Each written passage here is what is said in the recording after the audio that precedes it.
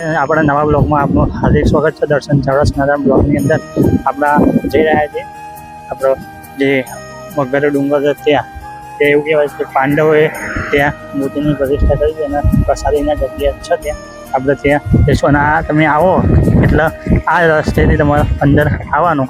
આ જે રોડ દેખાય છે ત્યાંથી અંદર અને બાજુમાં કોર્ટ છે અને આ રસ્તો જાય છે તે આપણે દર્શન કરવા જઈએ। એ જગ્યા આવી ગયા છે। અહીંથી અંદર ઉપર જવાનું ટેકરા ઉપર ડુંગર ઉપર છે અને આ શ્રી ખોડિયાર માતાનું મંદિર જે પાંડવોએ સ્વહસ્તે મૂર્તિની પ્રતિષ્ઠા કરી હતી એ જગ્યા આપણે જઈશું। ચલો તો આ ચેનલની અંદર બન્યા રહેજો।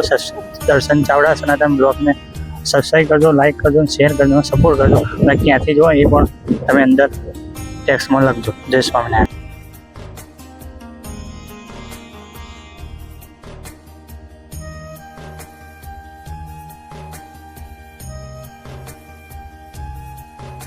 આપણે ખોડિયાર માતા મંદિરે આવી ગયા છીએ જે પાંડવે મૂર્તિ પ્રતિષ્ઠા કરી એ જગ્યાએ। હવે તમે ગાડી લઈને આવો ત્યાં ડુંગર ઉપર સ્થિત છે મંદિર। હવે મંદિરની દર્શન યાત્રા ચાલુ કરતા પહેલાં યુટ્યુબ ચેનલ દર્શન ચાવડા સનાતન બ્લોગમાં આપનું હાર્દિક સ્વાગત છે અને ચેનલને સબસ્ક્રાઈબ કરજો, લાઈક કરજો, શેર કરજો અને સપોર્ટ કરજો। તો ચાલો આપણે દર્શન ચાલુ કરીએ। જય આવી ગયા પ્રસાદીના સ્થાને મગર ડુંગર છે એ જ સ્થાન છે યક્ષ। અને જ્યારે ભગવાન સ્વામિનારાયણ અહીં મધદરિયે ડુંગરે પધારેલા વારંવાર હરિભક્તો સાથે અને જ્યારે મુક્તાનંદ સ્વામી વડોદરાથી અહીં પધારેલા વિદ્વાનોની સભા જીતીને ત્યારે સ્વામી ભગવાન અહીં મુક્તાનંદ સ્વામીનું બહુમાન કર્યું હતું। અને જ્યારે પાંચે પાંડવો પણ અહીં આવેલા જ્યારે એમને જે મૂર્છા પામ્યા હતા એ પણ પ્રસંગ અહીં છે। ત્યારે યુધિષ્ઠિરે પાંચે જે યક્ષના જવાબ આપ્યા હતા અને પાંચે પાંડવના મૂર્છામાંથી બહાર કાઢ્યા તે પણ આ જગ્યા છે। તો આ ચેનલમાં બન્યા રહેજો અને આગળ પણ આવા પ્રસાદીના સ્થાન તમને બતાવીશું। મગરે ડુંગરની જો ઇતિહાસ જોવા જઈએ તો બહુ લાંબુ છે એટલે આની ચેનલની નીચે ડિસ્ક્રિપ્શનમાં આખી પૂરેપૂરી ઇતિહાસ તમને મળી જશે, તમે વાંચી શકો છો।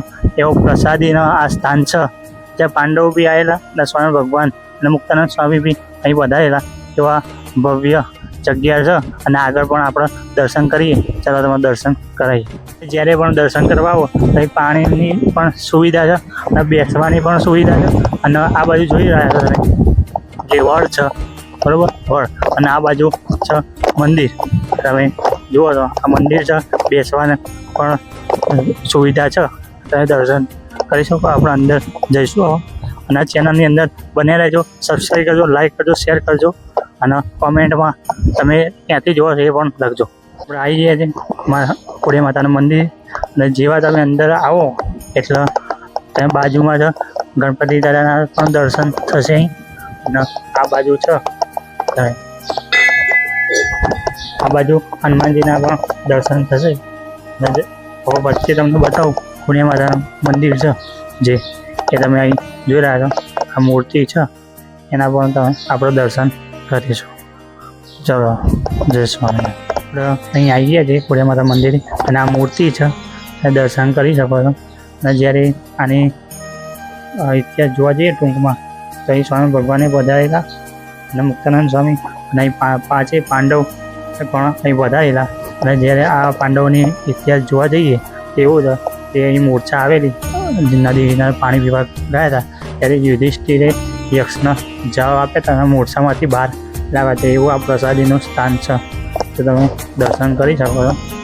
આ મસ્ત મૂર્તિ છે અને આજુબાજુમાં ખુલ્લું વાતાવરણ કુદરતી છે ત્યારે તમે જ્યારે પણ આવો તો અહીં દર્શન કરજો અવશ્ય। અને મંદિરની આગળની સાઈડમાં પણ બેસવાની જગ્યા છે, આ હવનકુંડ છે।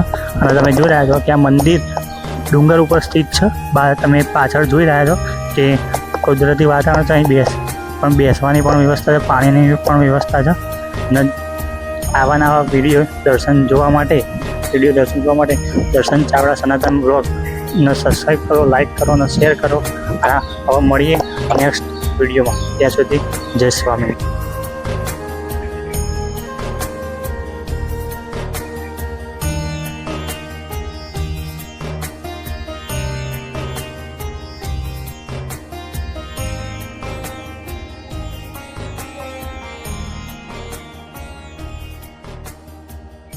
આપણે આ મંદિરના દર્શન કરીએ. હવે મળીએ નેક્સ્ટ ટાઈમ બીજા જ એવા સ્થાનની અંદર. અને ચેનલને સબસ્ક્રાઈબ કરજો, લાઈક કરજો અને શેર કરજો અને કોમેન્ટમાં જે ક્યાંથી જોવો એ પણ લખજો. જય સ્વામિનારાયણ.